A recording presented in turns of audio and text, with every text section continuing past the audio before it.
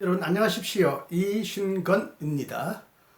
오늘부터는 예수의 산상설교를 해설해 드리겠습니다. 특히 마태복음을 주요 본문으로 삼아서 예수의 산상설교의 깊은 뜻을 한번 우리 함께 공부해 보도록 하겠습니다. 이 강의의 주 교재도 제가 쓴 책을 근거로 자료로 삼고 있습니다. 구원이란 무엇인가? 신앙과 지성사에서 나왔는데 앞부분은 구원의 본질과 형태에 관하여 다루고 뒷부분은 온전한 구원의 길이라는 소제목 아래 산상설교를 제가 강의합니다. 흔히 이 내용은 성화의 길이다 이렇게 붙여볼 수 있는데요.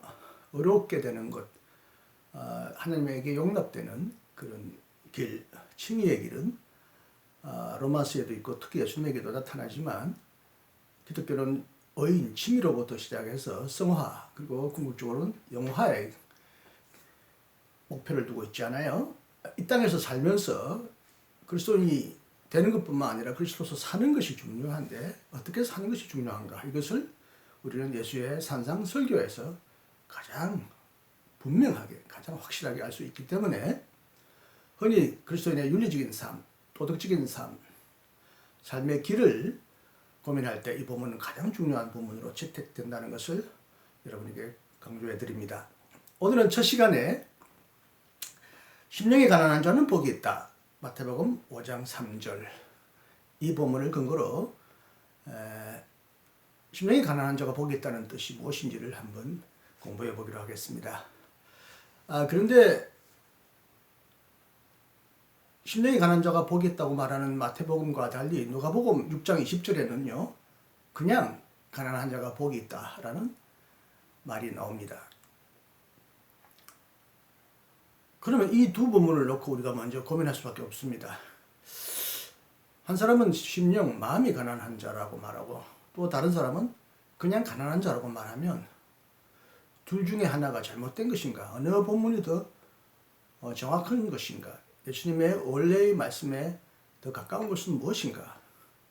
서로 다른 게 아닌가? 마음으로 가난한 것과 또 실제로 가난한 것과는 차이만이 아니라 대입되는 것이 아닌가?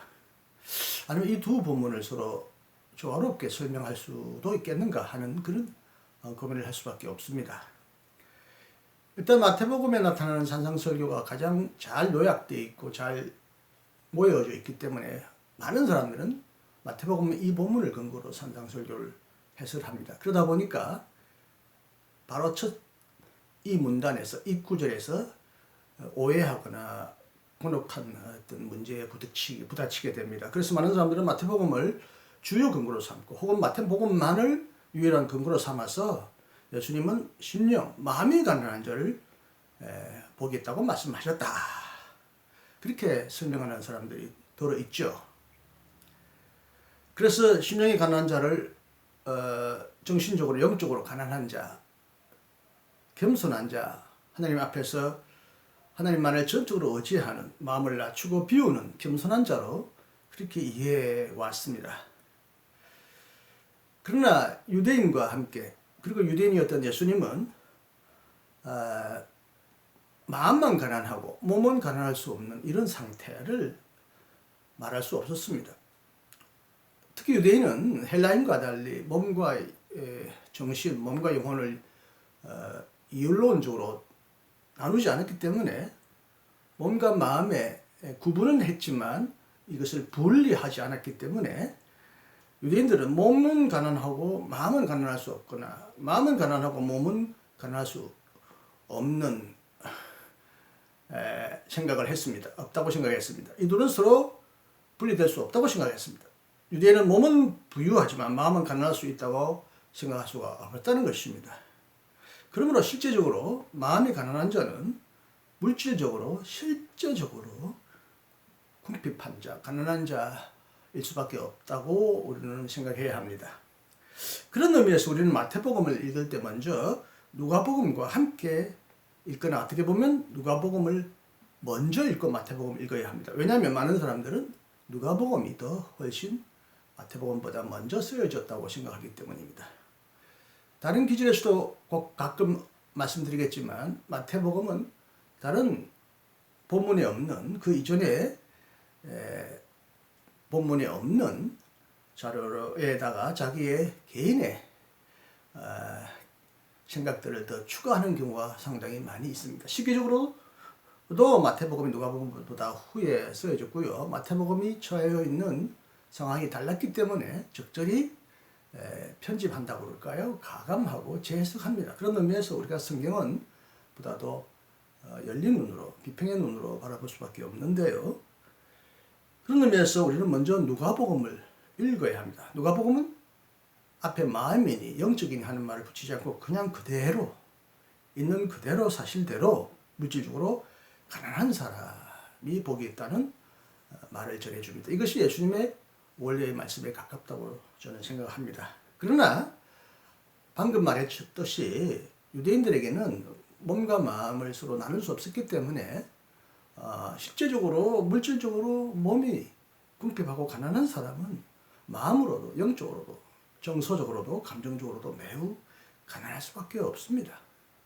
몸과 마음은 하나이기 때문입니다. 물질적인 가난은 또 마음의 가난을 낳기 때문입니다. 우리나라의 속담에도 인심곡간에서 나온다고 그런 말을 하지 않습니까? 물질적으로 아주 궁핍하면 마음도 아주 쪼달아지고 약해지고 연약해지기 쉽고요. 가난해지기 쉽습니다. 물질이 많으면 자연히 남에게 풍성하게 베풀 수 있는 아량이 생기는 것이죠. 이런 의미에서 물질적 가난과 마음의 가난을 서로 대립으로 보거나 분리해서는 안 된다고 봅니다. 그러나 방금 말씀드린 대로 마태가 서 있는 상황과 누가가 서 있던 상황이 좀 다르기 때문에 조금 다른 강조점을 두고 있는 것 같습니다. 많은 학자들의 견해에 따르면 마음이 가난하다 할 때 이 마태는 바리새인들과 서기관들의 교만을 경고하고 비판한다고 봅니다. 특히 마태 교회, 마태 공동체는 이렇게 바리새인과 서기관들이 많이 들어와 있었는데 이들이 매우 율법을 잘 지킨다는 그런 교만 속에서 율법을 잘 지키지 못하는 그런 연약한 사람을 좀 깔보고 낮추고 그러면서 유대인들 가운데 교만한 사람들이 많았던 모양입니다. 여기에 마태는 마음이 가난해야 한다는 것을 강조하려고 했다면 누가복음은 원래 예수님의 의도대로 실질적으로 가난한 사람들에 대한 관심을 가지고 있었습니다.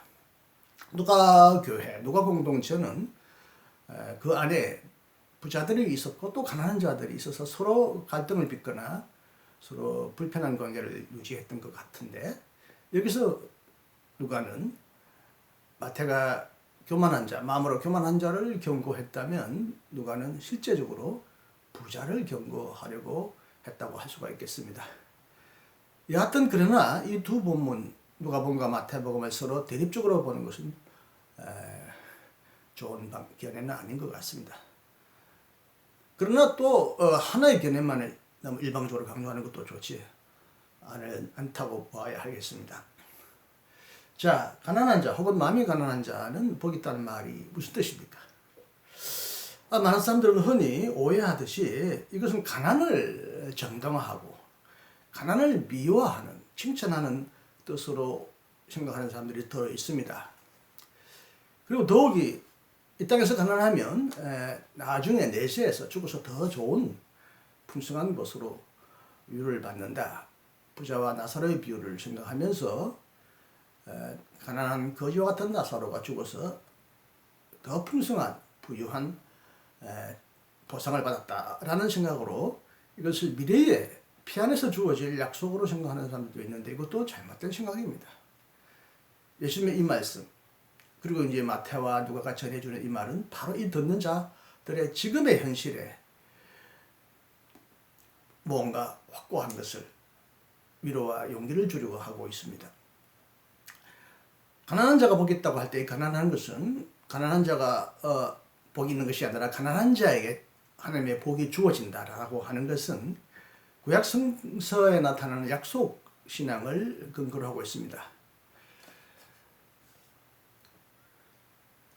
하나님은 권력을 박탈당한 자, 과부와 고아와 고아의 호소에 귀를 기울이신다. 고아라고 되어 있는데 고아죠. 고아의 호소에 귀를 기울이신다 라고 신명기와 레위기에 기록되어 있고요. 또 시편의 여러 곳에서는 하나님은 가난한 자들의 권리를 옹호하신다고 말하고요. 또 다른 시편에서는 하나님은 약한 자를 티끌에서 끌어올리시고 가난한 자를 구름 더미에서 끌어내신다. 이와 같은 약속을 근거로 삼아 예수님도 가난한 자에게 하나님 나라의 복음을 선포하며 구약 성서의 예언이 자신의 삶과 선포를 통하여 지금 이루어지기 시작했다. 성취되기 시작했다고 말합니다. 그도 누가복음 4장 18절에 따르면 가난한 자들에게 복음을 전하기 위하여 왔다고 분명히 말하고 있습니다. 가난한 자에게 복이, 하나님의 복이, 위로가 주어진다면 거꾸로 부자는 화 있을진 자, 매우 위태롭다, 위험하다 라고 할 수 있겠습니다. 왜냐하면 부자는 하나님의 소유의 물질을 독점하기 쉽기 때문입니다. 모든 사람들이 고루고루 누려야 할 물질적인 축복을 부자들이 과도하게 독점하면서 가난한 자의 것을 가로채기 때문입니다. 이 땅의 부자들은 항상 모든 부자들이 그러지는 않지만 상당한 부분은 가난한 자에게 돌아가야 할 몫을 사실 뺏는 것입니다. 지금도 그렇지만 땅이 인간 생존에 아주 중요한 자원이었는데 땅은 사실 애초부터 누구의 소유도 아니었고 누구를 위하여 주어진 것이 아닌데 어쨌든 권력이든 힘이든 뭐 거래를 통해서든 거짓말을 통해서든 땅을 훨씬 많이 가진 사람과 땅을 전혀 가지지 못한 사람들 사이에 차별이 생기면서 여기에도 어마어마한 빈부격차가 생기지 않겠습니까? 고대나 현대나 마찬가지입니다. 사실 땅은 누구에게 기속되거나 누구에게 독점되거나 아니 되는 것인데 땅을 많이 가진 자가 어떤 이유로 해서 많이 가졌던 간에 그것을 자기 것으로 생각하고 가난한 자들에 돌아가야 될 땅의 혜택을 가로챈다는 것은 엄밀한 의미에서는 하나님이 원하지 않는 죄악 중에 하나라고 할 수 있겠죠. 그리고 부자는 하나님보다는 부자가 위험한 가장 또 한 중요한 이유는 자기 자신을 물질을 의지하기 쉽기 때문입니다. 돈이 많고 물질이 많으면 하나님을 의지하지 않고 그 물질과 돈을 더 의지하려고 하는 것이 인간의 기본적인 하나의 마음 자세이고요. 그런 것이 인지상정이라고 할 수 있겠습니다. 물질의 지배를 받고 물질에 집착하는 사람들은 하나님의 뜻이 뭔가, 하나님의 통치보다는 물질에 더 지배를 받고 물질에 좌우되는 삶을 살기가 쉽습니다. 그런 물질 속에 안전과 행복과 구원이 있다고 믿기 때문입니다. 그리고 물질이 언간 그 마음속에 우상과 같은 하나님을 대체하거나 하나님보다 더 의지할 만한 우상으로 변질되기가 쉽습니다. 그리고 부자는 불화와 죄로 인도하기 쉽습니다. 그래서 잠언은 말합니다. 가산이 적어도 재산이 적어도 여호와를 경외하는 것이 크게 부하고 번뇌하는 것보다 나으니라. 채소를 먹으며 서로 사랑하는 것이 살찐 소를 먹으며 서로 미워하는 것보다 나으리라고 잠언은 우리에게 경고하고 있습니다. 부자가 하나님에게서 멀듯이 가난한 자는 하나님과 가깝습니다. 왜냐하면 가난한 자는 이제 자기가 의지할 물질이 없기 때문에 매우 연약하기 때문에 하나님을 부르고 찾고 하나님의 도움을 호소하고 하나님만을 의지하려고 하기 때문에 자연히 하나님에게 가까이 갑니다. 뿐만 아니라 하나님은 또한 그런 자에게 더 가까이 다가가셔서 그를 위로하시고 가난한 자들을 이 처지에 동감하실 뿐만 아니라 그 처지로부터 벗어나도록 하나님은 여러 가지로 활동하십니다. 그래서 스위스의 유명한 종교사회주의자의 대표자였고 한때 목사였고 신학교수였던 레오나르트 라가츠는 이렇게 말합니다. 세상은 부를 바라고 그리고 부요 때문에 불행해진다. 세상은 그것 때문에 몰락한다. 심령의 가난이란 굶주리고 목마른 자들의 태도요 하나님 앞에서 어린아이와 같고 겸손한 사람의 태도다. 이것은 소유와 크게 대립된다. 우리는 단지 오직 가난한 사람일 때만 하나님을 이해할 수 있기 때문이다. 또한 거꾸로 우리가 하나님을 이해할 때 우리는 가난해진다. 이것은 진정한 부유함으로 가는 길이며 불행에서 축복으로 가는 길이다. 왜냐하면 하나님은 부유하게 하시기 때문이다. 세상 때문에 살지 않고 하나님 때문에 사는 사람은 무한히 가난해지고 무한히 부유해진다. 하나님께 나아가고자 하는 자는 소유를 포기해야 한다. 소유는 기쁘게 하는 것이 아니라 불평하게 만든다. 우리가 하나님 앞에서 하나님 안에서 가난하게 될 때 그때 비로소 하나님의 부유함, 하나님의 생명과 자유가 밖으로 넘쳐나오고 축복이 울려나온다. 우리는 스스로 가난해지지만 가난해서 하나님께로 이르게 될 것이며 하나님과의 만남으로 부유해질 것이다. 가난한 자에게 하나님의 부유함이 주어지고 또 그 하나님의 부유함을 누리는 사람들은 가난하게 되는 삶을 추구할 수밖에 없다는 것을 말하고 있습니다. 가난한 자가 복이 있다는 말은 가난해지라는 의미에서 일반적으로 1차적으로 율법적인 요구가 아니라 기쁜 소식, 구원의 소식이라고 말을 할 수 있습니다. 가난한 자에게 주어지는 위로요, 소망의 복음입니다. 가난한 자들을 하나님은 반드시 편들어 주시고 높여 들어 올려주시고 또 교만한 부자를 내치시고 끌어내시고 교만한 부자를 끌어앉히시고 가난한 자들을 높이시고 그들의 자존심과 그들의 삶의 터전을 높이시면서 이 땅에 하나님 나라가 오므로써 이 땅에 더 이상 부와 가난의 차별과 빈부격차가 없는 세상을 하나님은 만들기를 원하신다는 것입니다. 그럼에도 불구하고 하나님의 나라는 또한 결과적으로는 가난한 삶을 살기를 촉구합니다. 그래서 예수님의 제자는 처음부터 가난을 받아들이고 부를 포기했습니다. 예수님을 따르는 특히 제자들은 자기의 전 재산을 포기하고 예수님을 따라야 했습니다. 이런 의미에서 본해프는 이렇게 말했습니다. 제자들은 무엇이나 부족한 것뿐이다. 그들은 철두철미 가난하다. 자기의 것이라고 할 만한 아무런 안정성도 소유도 없다. 자기의 고향이라고 할 만한 한 치의 땅도 없다. 그들이 같이 살 만한 세상에 친지도 없다. 그들이 근거로 삼고 스스로 안심할 수 있는 자신의 정신적인 능력도 없고 경험도 없고 지식도 없다. 예수 때문에 그들은 이 모든 것을 잃었다. 그들이 따라 나섰을 때 그들이 아직 부하게 될 수 있는 모든 가능성과 함께 자기 자신까지도 상실하고 만 것이다. 지금 그들은 가난하다. 그러나 그들은 복이 있는 자들이다. 예수를 위하여 철두철미 결핍과 절제 생활을 하는 자들에게 하나님 나라가 시작되기 때문이다. 영광과 하나님의 나라가 십자가의 철저한 가난 속에서 값없이 그들에게 이미 주어졌기 때문이다. 네, 이것으로 첫 시간 심령이 혹은 마음이 혹은 그냥 가난한 자가 복 있다고 하는 이 예수의 말씀을 여러분에게 해설해 드렸습니다. 감사합니다. 다음 시간에 또 만나기를 바랍니다. 안녕히 계십시오.